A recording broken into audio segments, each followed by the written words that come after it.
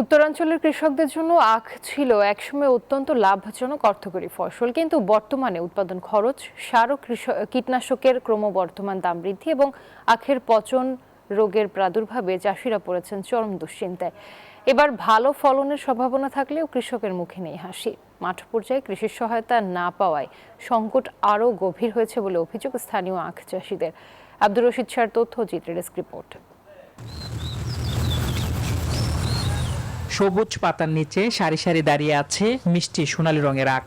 দূর থেকে দেখলে মনে হয় বাম্পার ফলনের অপেক্ষায় রয়েছেন কৃষক, কিন্তু ভেতরে ঢুকলেই ধরা পড়ে ভিন্ন চিত্র। কোথাও হলুদ হয়ে যাচ্ছে আখের পাতা, আবার কোথাও পচন রোগে আক্রান্ত হয়ে শুকিয়ে যাচ্ছে গাছ। এতে ফলন নিয়ে শঙ্কায় পড়েছেন চাষিরা। প্রতি সপ্তাহে সর্বোচ্চ বার বিকাশ পেমেন্টে 50 জন হবেন পেমেন্ট চ্যাম্পিয়ন। জিতে নিন টিভি সহ আকর্ষণীয় সব প্রাইজ। কৃষকদের দাবি, একদিকে সার কীটনাশকের দাম বৃদ্ধি, অন্যদিকে রোগবালাইয়ের থাবা। ফলে লাভ তো দূরের কথা, খরচ ওঠানো নিয়েই দেখা দিয়েছে অনিশ্চয়তা।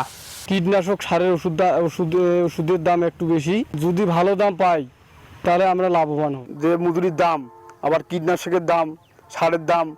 মাঠ পর্যায়ে কৃষি বিভাগের তদারকি ও পরামর্শ নিয়ে ক্ষোভ প্রকাশ করেছেন কৃষক। কৃষি বিভাগ থেকে এখানে কিছুই পাই না। কৃষি বিভাগ যদি আমাদেরকে কিছু সহযোগিতা করে তাহলে আমরা হয়তো লাভবান হতে পারবো। তবে আখ চাষিদের নিয়মিত পরামর্শ ও সহায়তা দেওয়া হচ্ছে বলে জানিয়েছে কৃষি বিভাগ।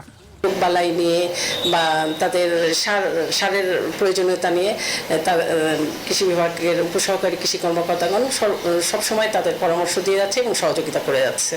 আখ চাষে সফলতার সম্ভাবনা থাকলেও কৃষকের কপালে এখন দুশ্চিন্তার ভাঁজ।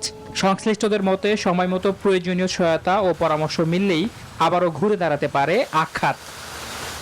Desk report, news 24।